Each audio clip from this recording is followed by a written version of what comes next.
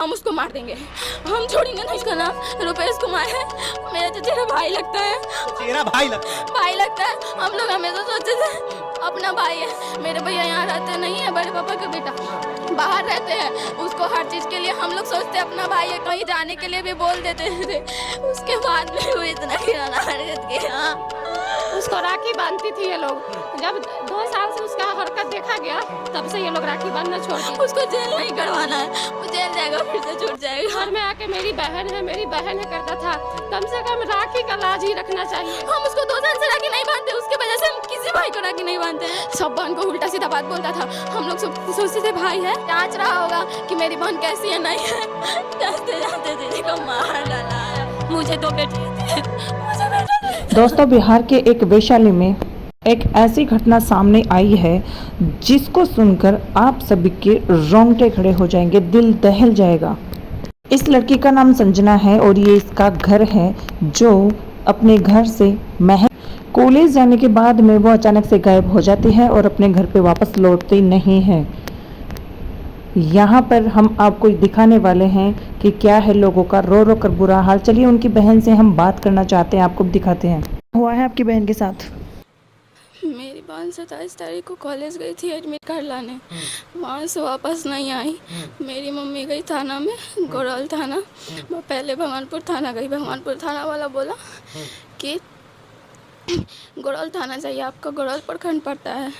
गोरौल थाने में गई तो बोला कॉलेज भगवानपुर थाना में, आप भगवानपुर थाना जाइए। रोज़ रोज़ यहाँ से वहाँ दौड़ा रहा था। उसके बाद मेरी मम्मी एसपी के ऑनलाइन केस की साइबर से, उससे नहीं हुआ। साइबर वाला बोला था कि स्पीड पोस्ट कीजिए, हो जाएगा। वो भी किए, उससे भी नहीं हुआ। फिर से मम्मी थाना पे गई। परसों भी मेरी मम्मी थाना पे गई थी। पहले बोलता था कि तू ऐसी लड़की बहुत जाती है, आ जाएगी, कुछ नहीं होगा, आ जाएगी, आप टेंशन मत लीजिए, ऐसा कर तो छोड़ दीजिए, आ जाएगी, शादी करके आ जाएगी। किसी के साथ भाग गई, वो जानता नहीं है। अगर जानता था किसी के साथ भाग गई तो हमको ढूंढ के ला के देता। वो डायरेक्ट बोला भाग गई किसी के साथ, अब छोड़ दीजिए। कौन बोला कि भाग गई किसी के साथ? थाना का आदमी बोला था। छोड़ दीजिए। छोड़ कैसे देगा? कोई भी गार्जियन अपना बच्चा को छोड़ देगा? 1 महीना बच्चा रहता है, उसको छोड़ता ही नहीं। मेरी मम्मी को बोला कि छोड़ दीजिए। उसके बाद यहाँ पे लाश मिला, उसमें भी हम दौड़ते गए। सब बोला ब्लैक कलर का बैग है, तो हम दौड़ते गए सब। फिर भी बोल रहा था ना तुम्हारी बहन नहीं है, जाओ, उसमें लाश ही नहीं है। वो खन ही नहीं रहा था। फिर भी हम कितना बोलने के बाद भी नहीं करना था। एक लेडीज़ थी, एक लड़की थी, पुलिस थी। हम उसको बोले, वो हमसे सारा बात पूछी, उसके बाद भी नहीं दिखा रहा था। मेरे मामा जी वहाँ गए, फिर भी नहीं दिखा रहा था। हम लोग कितना बोले तो हमको बोल रहे तुम कौन है। गोरौल थाना का जो था या भगवानपुर थाना का जो भी था, वो पूछ रहा था हमसे। हमको बोला तुम क्यों आई हो, तुम कौन हो? हम बोले मेरी दीदी 1.5 महीना से नहीं मिल रही है। वो बोला थाना में कंप्लेन की थी। हमने थाना में भी कंप्लेन किए हैं, एसपी के ऑनलाइन केस किए, उसके बाद कोर्ट से केस किए हैं, फिर भी कोई कुछ नहीं किया। अब FIR कर देना, जाओ घर जाओ। हमने अब FIR करके क्या करेंगे? अब तो दीदी को मार के फेंक दिया। बोला नहीं तुम्हारी दीदी नहीं है। कपड़ा भी छुपा रहा था।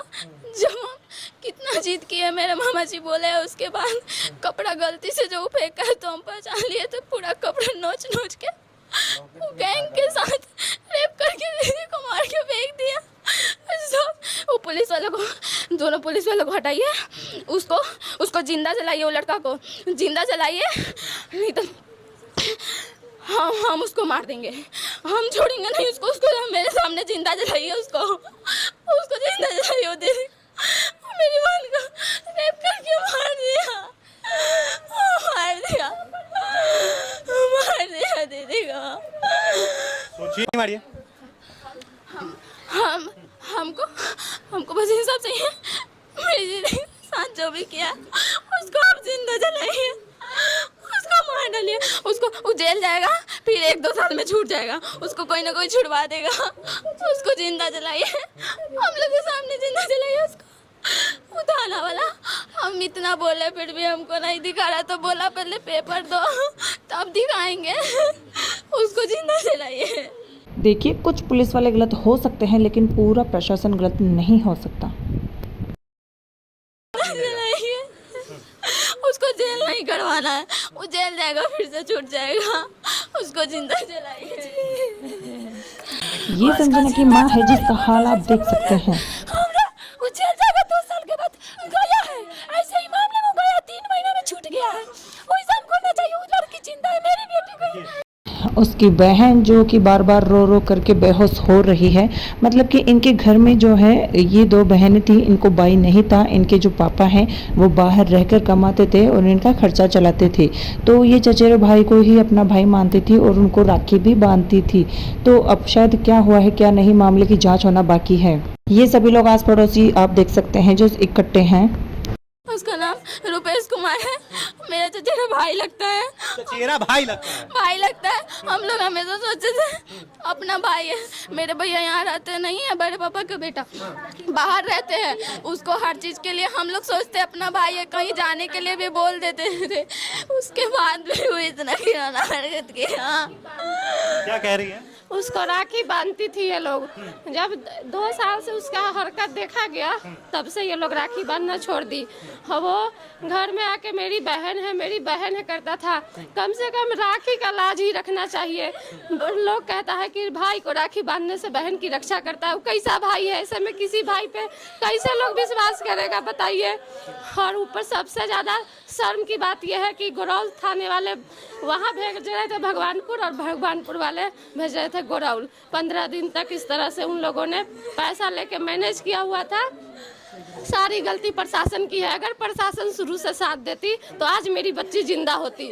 इसलिए हम चाहते हैं कि हमको दूसरे क्षेत्र के प्रशासन का सपोर्ट चाहिए और उसके ऊपर सीबीआई जांच कराया जाए। जितना दोषी है, गैंग रेप हुआ है मेरी बच्ची के साथ, गैंग रेप में जो भी उसके साथ है सबको फांसी की सजा हो, सबको।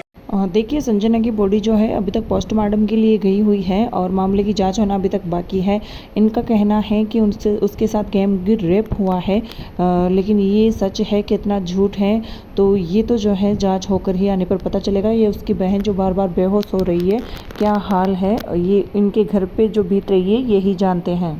आप जिंदा जलाइए उसको फांसी नहीं देना है, उसको जिंदा जलाइए, हम लोग के सामने में जलाइए, उसको सामने में जलाइए, उसको सबके साथ मिलकर दीदी को रेप करके मार दिया, दीदी को मार दिया।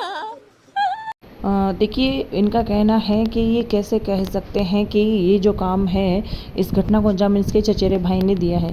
तो इसके इनसे जब पूछताछ हुई तो ये बोलती हैं कि 2 साल से उसकी हरकतें जो हैं ये देखती आ रही थी।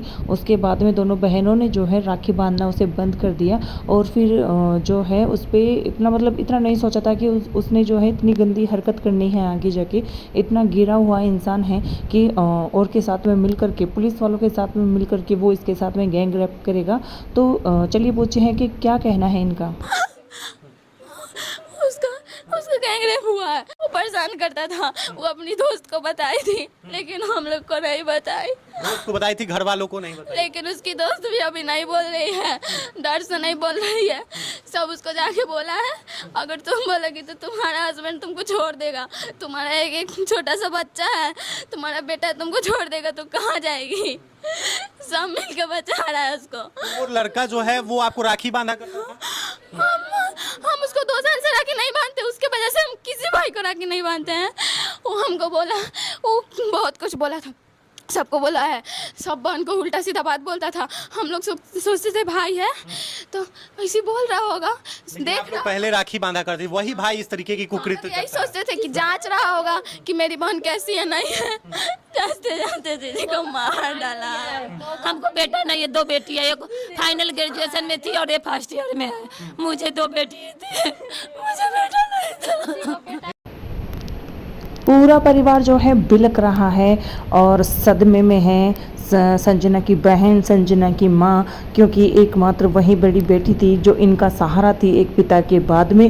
लेकिन अभी तक जो है वो बदमाशों को अभी तक हिरासत में लिया नहीं गया है, क्योंकि संजना की जो बॉडी है वो पोस्टमार्टम के लिए गई हुई है और सभी लोगों का जो है रो रो करके हाल बुरा हो गया है और इस मामले की जाँच होना भी बाकी है।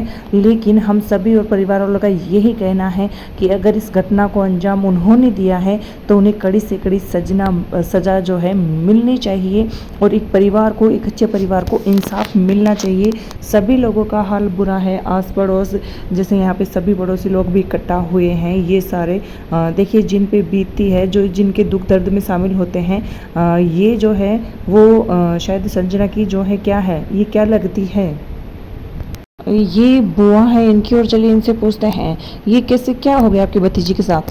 हम नहीं जानते न रहे, हम तो बाहर अकेले हैं, हम तो प्राण मत हो का अपन को जान लेता है, रात में हम जानवे कोई कुछ। देखिए ये हाल है, बात भी करने में जो है मतलब अंदर से मन नहीं कर रहा है कि इन लोगों से बात किया जाए, कुछ बुलवाया जाए। इस तरीके का माहौल है यहाँ पे। सोच सकते हैं कि एक जवान बच्ची जो है 20-22 साल की लड़की, इस घर की बेटी थी, और उसको अगवा किया जाता है एलएन कॉलेज से।